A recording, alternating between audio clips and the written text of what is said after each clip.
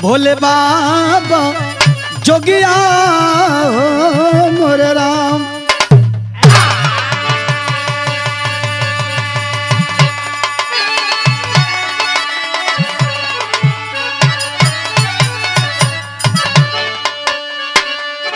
अच्छा बाबू, बिरहा के सुने वाले श्रोता सज्जन, जैसन कि आप लोगन जानेला कि हम आप लोगन के बीच में कुछ न कुछ हमेशा नया लेके आवे के कोशिश करीला, प्रयास करीला, और हमेशा आप लोगन का आशीर्वाद, सम्मान, दुलार, प्यार बनल रहेला, मिलेला। एक नई बिरहा मिर्जापुर छत्तीसगढ़ स्वामी अड़गड़ानंद महाराज के आश्रम पर गोलीबारी हुई। बिरहा का हमरे शुरुआत भइल। बात कैसे नहीं है, कहाँ का 4 लाइन साफ साफ भूमिका में कवि जी का कह नाम है। कैसे भैया?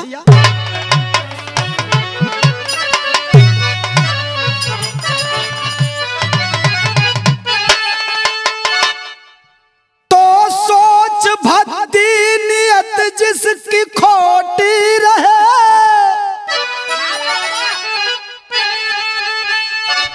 कब कहाँ कर्म कैसा वो कर जाएगा, छाव पाए कभी जिस तरु के तले, काटने से उसे बाज ना आएगा, गिर गया आज मानो यहाँ इस कदर, जैसे मानो धर्म की न पहचान है, उनको धिक्कारती है कवि की कलम, क्या से क्या हो गया आज इंसान है।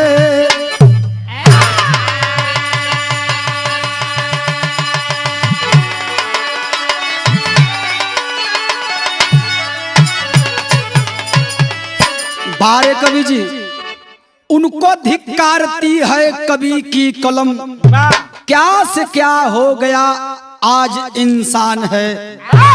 बात कैसे है, मेरे बिरहा के शुरुआत में कवि जी एक लाइन कव्वाली का टुकड़ा लिखना। सौरभ बाबू, कोनो आशिक अपने मासूका से कहलस, जज्बात में कहलस। का कहलस?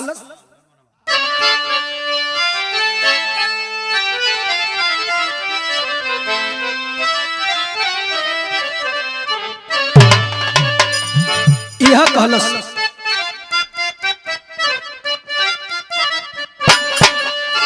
कलश की मैं पीता नहीं, लेकिन एक काम कर दो कि नजरों से पिला दो,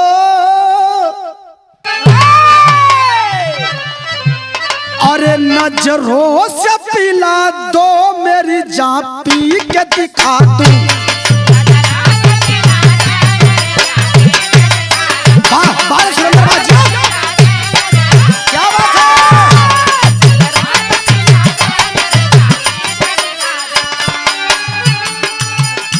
नजरों से पिला दो, मेरी जान पी के दिखा दूं।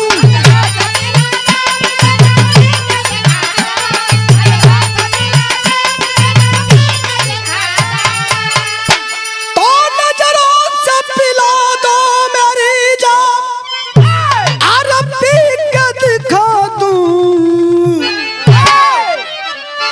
है प्यार कितना, कि है प्यार कितना तुझसे जमाने को बता दूं। जियो जियो मालिक जियो।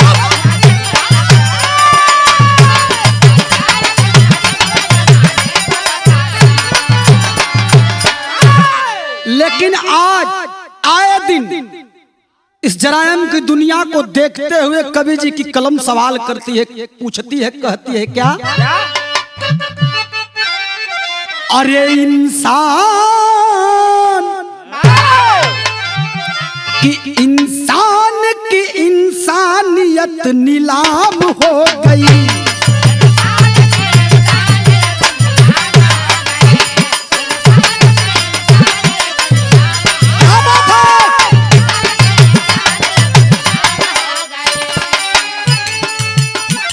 इंसान की इंसानियत नीलाम हो गई।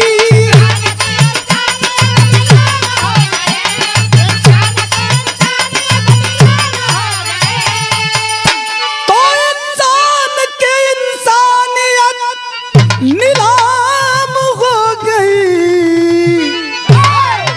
अरे जिल्लत की, हाँ जिल्लत की जिंदगानी सरेआम हो गई।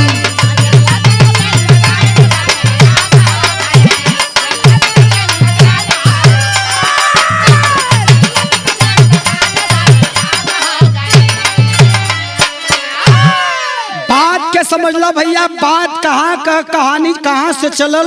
नजम के लाइन में मास्टर साफ साफ फरिया के आवा।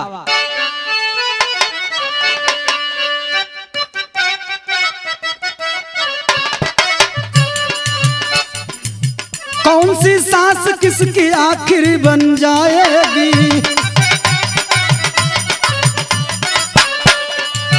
कहाँ या गोश में हो अपने को सुलाएगी। मौत और जिंदगी में एक सांस, मौत और जिंदगी में एक सांस दूरी है।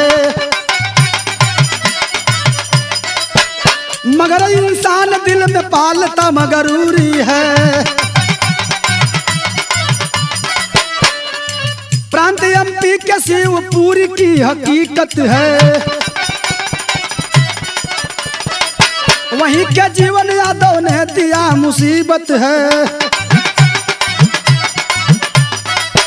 पिताजी सीताराम नामी हवलदार रहे। सभी से ज्यादा करते जीवन का दुलार रहे।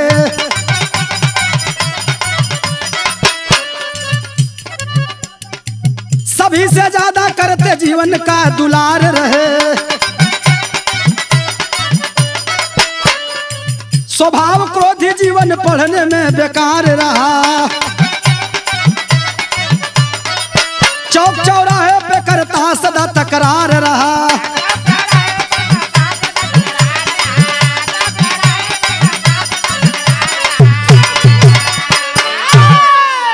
बाबू बात के समझला साफ साफ।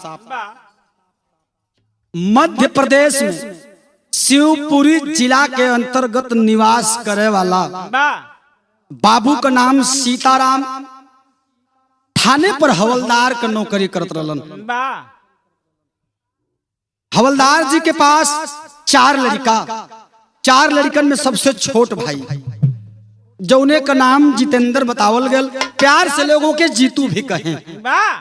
ऐ बाबू बचपन से ही जितेंद्र बड़ा शरारती स्वभाव का रहा। आए दिन स्कूल में झगड़ा मार, लड़कन से तू मैं गाली गलौज करल ही ओकर आदत रहे। बाबू सीताराम हवलदार साहब सोच गए कि यहाँ रही तो या और बिगड़ जाई। एके जौने थाने पर हम ड्यूटी करीला वही जन ले चलब, हमारे संरक्षण में रही, हमारे निगरानी में रही तो हो सकेला एक लाइन दूसर हो जा, कुछ पढ़ लिख ले। यही सोच करके बाबू सीताराम हवलदार साहब अपने बेटा जितेंद्र को थाने पर लेकर चले आए। और थाने पर इंस्पेक्टर राम अवतार साहब उनकर पुत्र संजू भी वही रहते रहे। लेकिन यह जितेंद्र के स्वभाव में वहां भी कोनो तरह का बदलाव नहीं खे। वो अपने आदत से बाज नहीं खियावत, दुष्टपना से बाज नहीं खियावत। कवि जी के गीत में लिखक पर का लिखक पर भैया,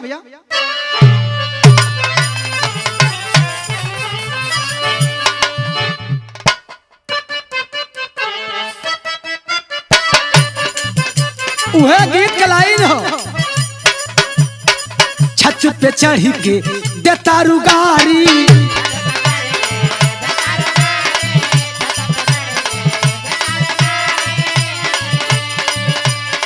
गाड़ी दिहल तोहार पड़ जाई भारी,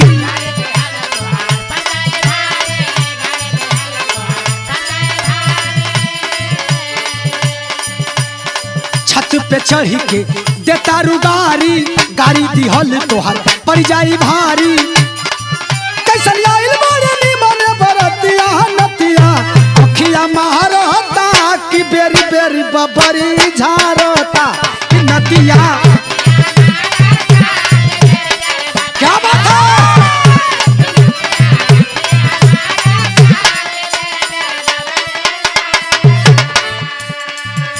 गीत का लाइन रहल, लेकिन जितेंद्र का स्वभाव देख के कवि जी के विरह में लिखा पल भल का बात ही बात पर दे दे लगारी।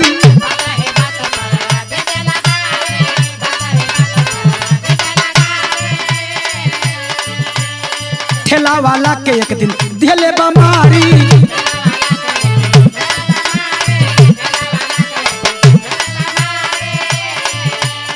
बात ही बात पर दे दे लगारी, ठेला वाला के एक दिन दहले बमारी। कहे सीताराम बदला बिचारवा रगरवा, सबसे न करा हो झगरवा, सबसे न करा हो।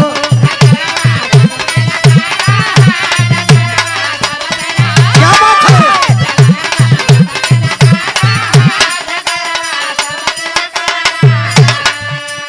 शाम के टाइम में चौराहा पर गई, पता चलल बाबू हवलदार सीताराम के कि हमार लड़का कोनो ठेला वाला के मार देलस।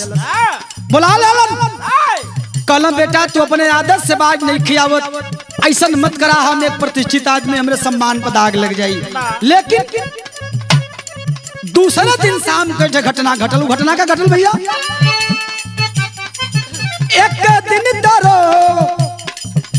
एक दिन दरोगा जी के संजू ललना,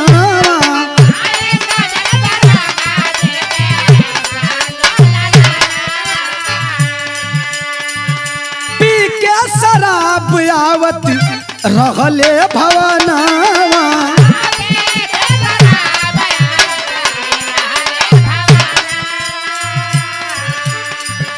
एक दिन दरोगा जी को संजू ललनवा,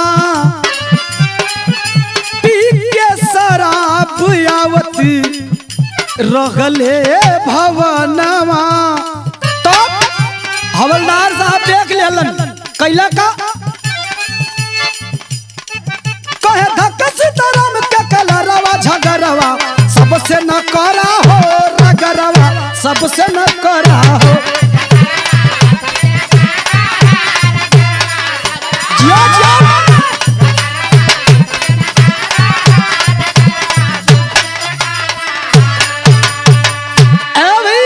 साथिन के साथ में दरोगा जी का लड़का संजय चौराहे के तरफ गइल बा। कुछ दोस्त यार मिल गइलन, ओके चाहे जैसे भुलवा के बतियाए के बहका के दारू पिया दहलन। दारू के नशा में एसओ साहब का लड़का रास्ता पकड़ ले आवत, देख लेना हवलदार सीताराम, पूछ बैठल कि तू ठीक ना कैला है। ए बाबू, दरोगा जी का लड़का रिसियाई के हवलदार सीताराम का कॉलर पकड़ लेलस। कल तुम कौन होते हो मुझे रोकने वाले? अरे बाप रे बाप, ये तो सांझ का बात है, लेकिन जब ये बात का पता जितेंद्र के लगल, जीतू के लगल कि हमारे बाबू हवलदार सीताराम जी का कॉलर पकड़ लेलस, ये कैसे हो सकता है? क्रोध में लाल हो गए, कैला का मास्टर गीत बदल गई।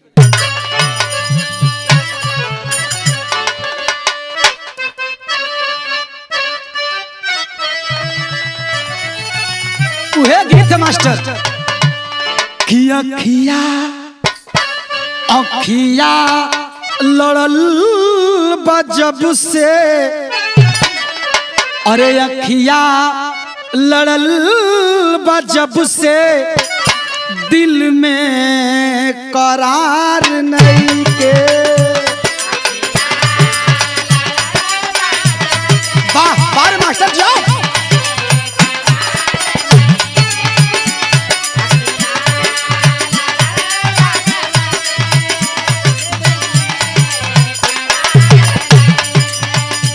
हम कैसे पाई हमके तोहरा से प्यार नहीं थे,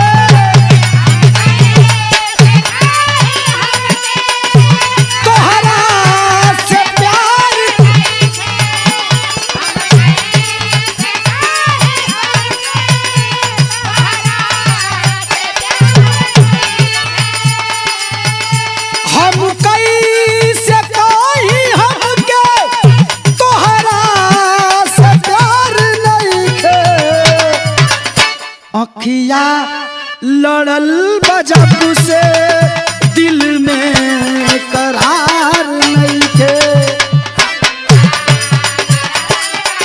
जियो जियो मालिक।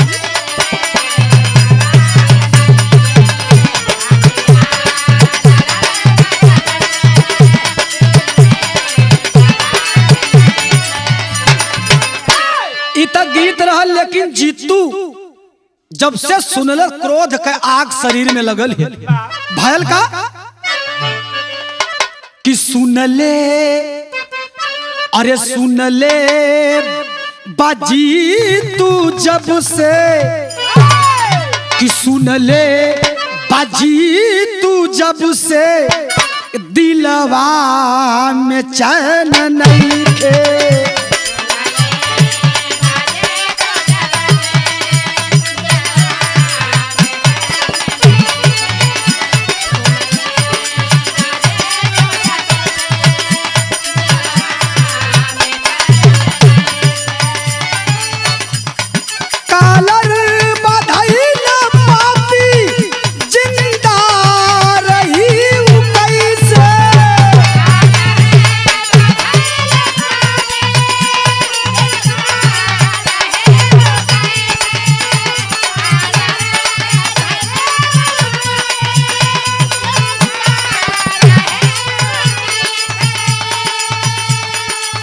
कि कालर बधाइल पापी जिंदा रही कैसे, सुन ले बाजी तू जब से दिलवा में चैन नहीं थे।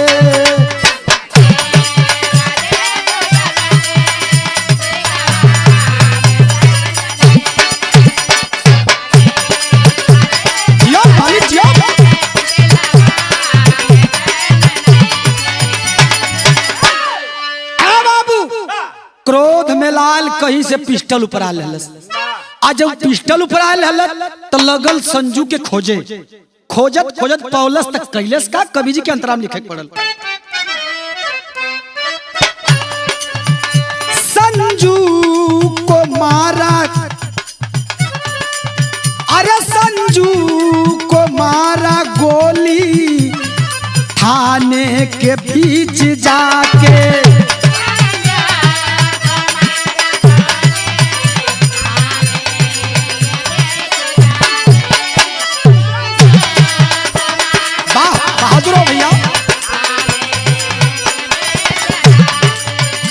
जाके थाना में डायरेक्ट गोली मार दहलस दरोगा जी के लड़का के।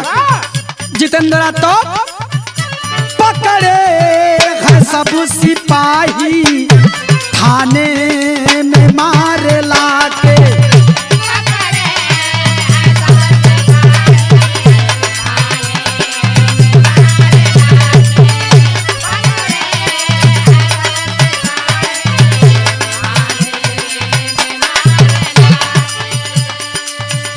हत्या के केस में अब तुहके बचे के नहीं थे। थाने के दरोगा जी कहे लगलन, मार भैया मार।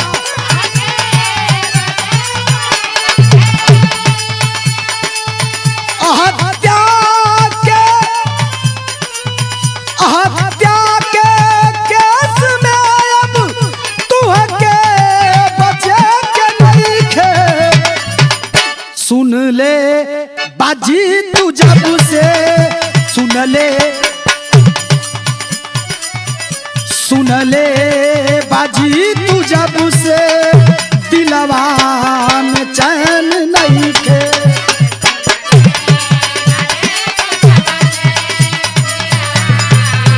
जियो भैया।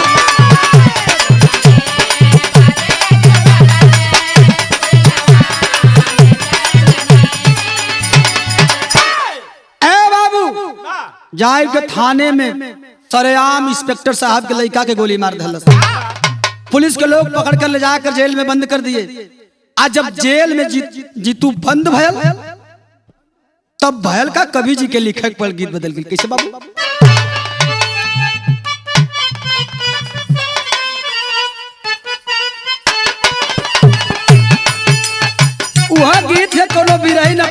जी के फोन लगाई के कहत या राती के का कहल भैया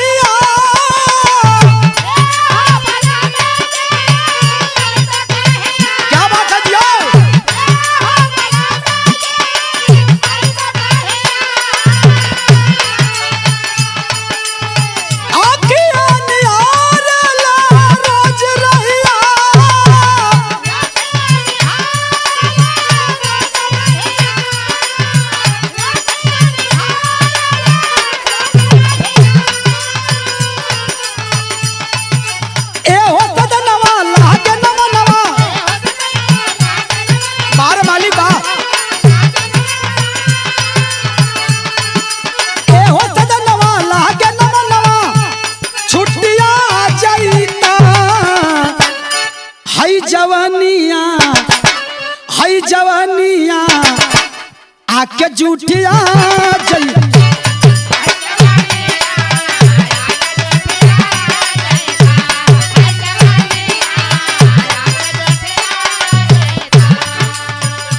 ई त गीत कलाई रह लेकिन अब कुछ दिन बीतल ह एक ठे कांड और कैलस उ जितेंद्रा कैलस का भैया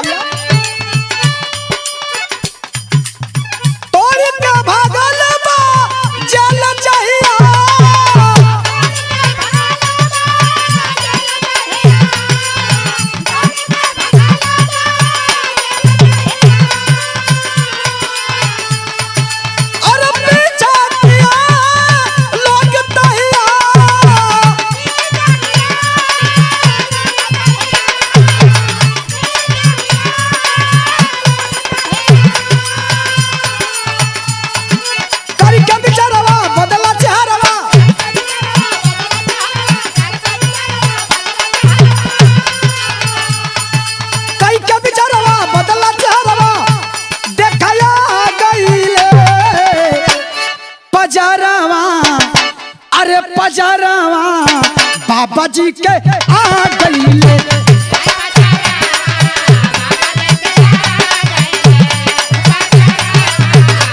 क्या बात है बहुत अच्छा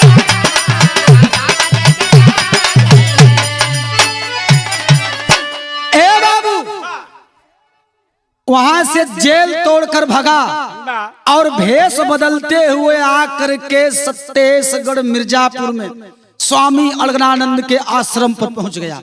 आज जब वहां पहुंचल तो रूपरेखा बदल ले बाबा के जाय के निस्वार्थ भाव से सेवा करे लगल खाना बनावे गाय जानवरन के सेवा करे बाबा के रहे लगल एक आश्रम का सदस्य बन के तब का भेल कवि जी के अंतराम लिखे पड़ल आश्रम पर बाबा जी के दिनवा बितावेला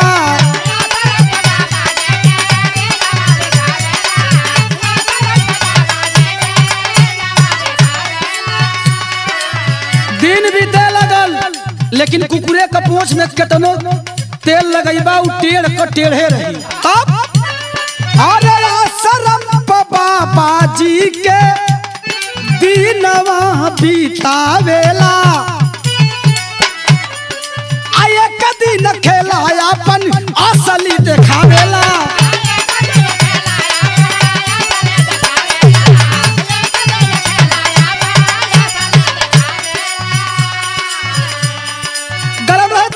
स्वामी जी का चलावा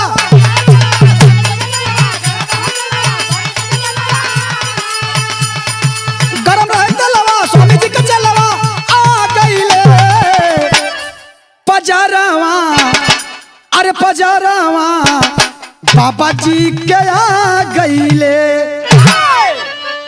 अरे बाबू आश्रम पर रहत बा एक दिन रसोई घर में खाना बनावत हो महाराज जी का चेला स्वामी अलगनानंद जी का चेला कौनो काम करे के कहलन ओ जितेंद्र से जौन आपन नाम बदल के यहाँ जीवन के नाम से जानल जात रहा अपन परिचय जीवन के नाम से देते रहल ओ जीवन से कौनो काम कहल काम ही न कैलस बाबा जब पूछ बैठलन तो कुछ डांट देलन एक आज जब डांट देलन तो क्रोध में लाल कराही का तेल खौलत रहे, तेलवा उठाए के बाबा जी के चेला के ऊपर फेंक दिलस। बाबा का मैं चाम छिलाई गल।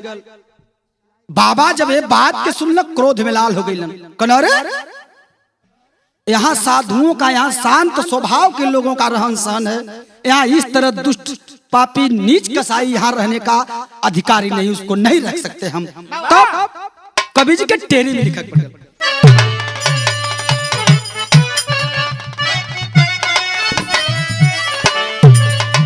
स्वामी अलगरानंद जी कहलन, अरे मोरे राम गुजरवा कैसे, अरे गुजरवा कैसे आश्रम पर होई, डांट के कहल संत बा तोहरो दुष्ट बिचारावा। डांट के भगा दिया बाबा। स्वामी अलगरानंद जी भगा दिया, कल आज के बाद इस आश्रम पे तुम दिखाई मत देना, यहाँ आने की तुम्हारी जरूरत नहीं है। तो कवि जी के पद में लिखा पड़ का, छोड़ दिया आश्रम का जीवन, मन में क्रोध अपार किया, बाबा से बदला लेने का मनसूबा तैयार किया। और एक संत की हरकत की मुझसे पेश आ जाए, वो भी कड़वे स्वर में, कतई बर्दाश्त नहीं करूंगा। तब थी 29 तारीख गुरुवार, वह भेष बदल कर आया है, पहचान न पाया कोई है, वह पिस्टल साथ में लाया है। यह जो 29 जुलाई दिन गुरुवार जो बीता है, इसी 29 जुलाई दिन गुरुवार को वह आश्रम में भोर की बेला में भेष बदल करके और साथ में पिस्टल लेके आश्रम के अंदर प्रवेश किया। और जब प्रवेश किया तो जानता था कि रोज की भांति स्वामी अलगरानंद महाराज जी टहलने के लिए निकलते हैं 4 बजे भोर में, उनको गोली मार दूंगा, यही नियत बना के चला। लेकिन जाए के पेड़े के आड़े छिपल कैसे भाव चौलरिया में कवि जी लिखल मास्टर,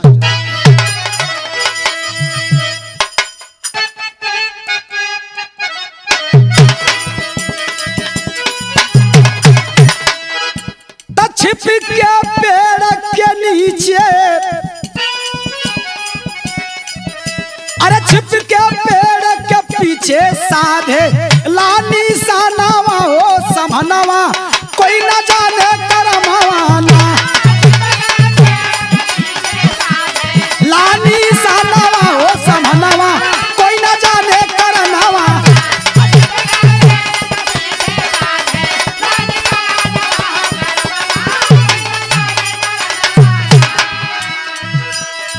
साधु का पड़ल नजरिया, बोले डपट के तऊने घरिया, होने लगी है छीना झपटी, गोली लागल बा बीच कनपटी, मार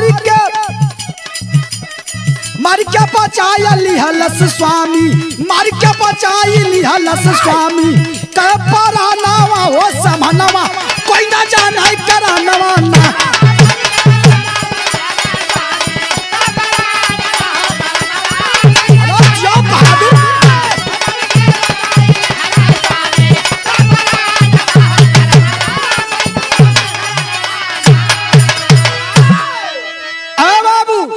भेष बदल के पेड़ के आड़ में खड़ा है स्वामी अलगरानंद महाराज जी, रोज की तरह जैसे निकलन, अब उनके पर निशाना बना ले, गोली मार दूंगा। इतना में झाड़ू लगावत स्वामी जी के आश्रम का उनकर चेला, उनकर शिष्य एक महाराज जी के निगाह पड़ गई। देख लेना कौन है, डांट के बोले कौन हो तुम, वहां क्या कर रहे हो छुप करके। इतने में उनकर निगाह जब पिस्टल पर पड़ल और पिस्टल का निशाना जब देखलस कि स्वामी जी होंगे, दौड़ के पहुंचल, हाथाबाई होखे में गोली चल गई जितेंद्र उर्फ जीवन के हाथों। आज जब गोली चल गई, कनपटी में गोली लगल साधु महाराज के, ओकरे बादो बाज के पिस्टल छीन के धाए धाए पेट में गोली जीवन के मार दलन कि मैं तो मर जाऊंगा, लेकिन अगर यह बच जाएगा तो स्वामी जी को मार देगा, हमारे गुरु हैं, हमारे भगवान हैं। मार दिया गोली। आज जब साधु महाराज जीवन के भी गोली मार दलन, तब कवि जी के लिखक पहल भैल का,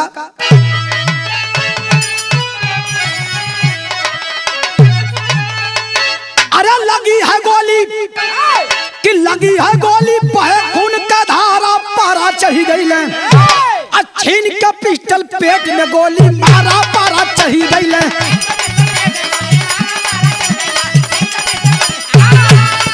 अरे जियो भैया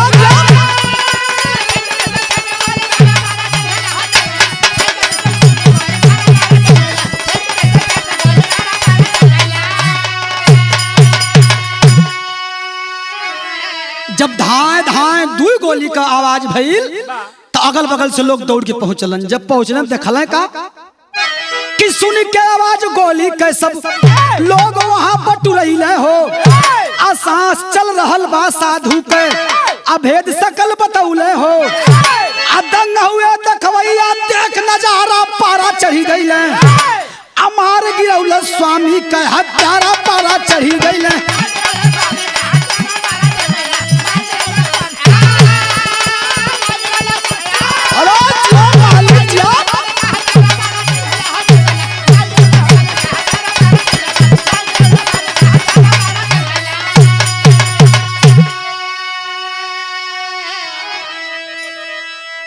एक वह सेवक है जो स्वामी के एक बात बोल देने पर, डांट देने पर, समझा देने पर गोली लिए घूम रहा है, पिस्टल लिए घूम रहा है उनकी हत्या करने के लिए। और एक सेवक उसी आश्रम पे है, अपने स्वामी के लिए, अपने गुरु के लिए अपने प्राणों की आहुति देने के लिए तैयार है।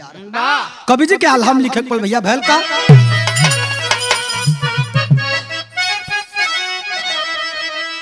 कि लेके हॉस्पिटल चली अब सब लोगवा भैया।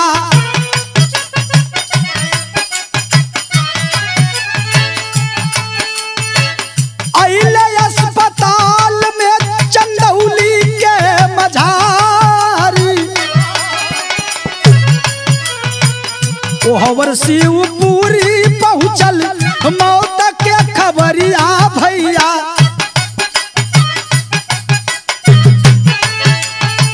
भाई धर्मेंद्र दिहलन घर पे समाचार। पूरा परिवार आइल पाई के खबरिया भैया।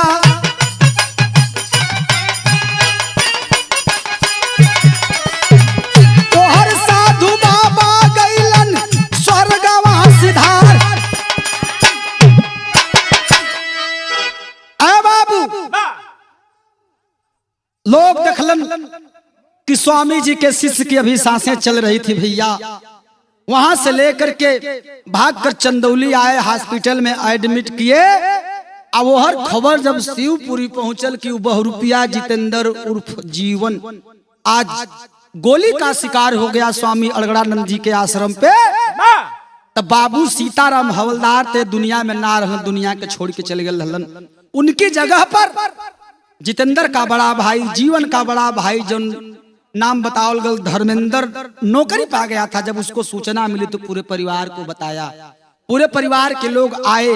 हर हॉस्पिटल में स्वामी महाराज अड़गड़ानंद जी के शिष्य की भी मौत हो गई। और जब मौत हो गई तब कवि जी के कहत पर भाव आखिरी में लिखल पड़ा।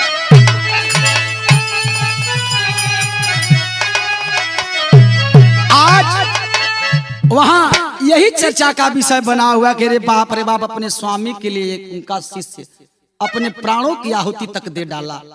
खड़ी में लिखत पर का अरे संतन के समाज में कि संतन के समाज में समाइल पीरवा। सच्चा गुरु चला करना तवा निभावला बीरावा।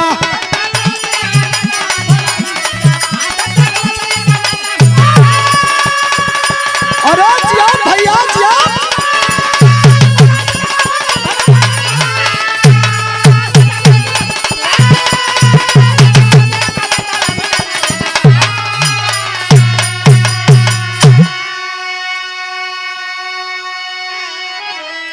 ए बाबू आज वही जीवन की लाश पे पूरा सर्व समाज थूक रहा है। और वही स्वामी जी के शिष्य की लाश को देख करके सबकी आंखें नम है कि रे बाप कितना बड़ा त्याग आपने अपने स्वामी के लिए दे डाला। कहा नाम का?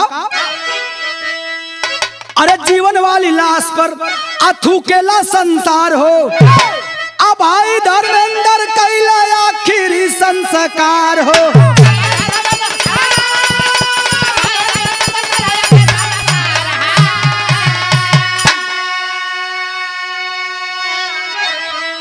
लेकिन आज पूरे दुनिया के लोग इस खबर को पढ़ करके एक ही विनती उस परम पिता परमेश्वर मालिक से कह रहे हैं, क्या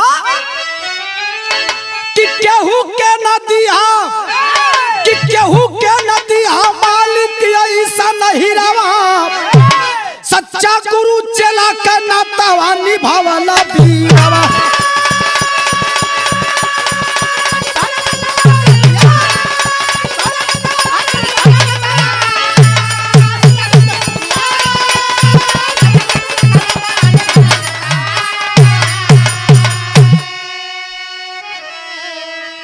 ए बाबू, यह तो हमार बिरहा रहल, ये सकल पंच, ये समाज हो के करे पर विश्वास कयल जा। हमरा बिरहा के आखिरी लाइन कि गुरु बिहारी गुरु गणेश गुरु राम लाल गमगीन राम तरस कहा अवधू दादा बाबू गयल खिलौना छीन, गुजरवा कैसे आश्रम पर होई तब प्रवीण सूबेदार के सारद के सहारावा, गुजरवा कैसे आश्रम पर हो, सारद का सहारावा हो गुजरवा, कि प्रवीण सूबेदार के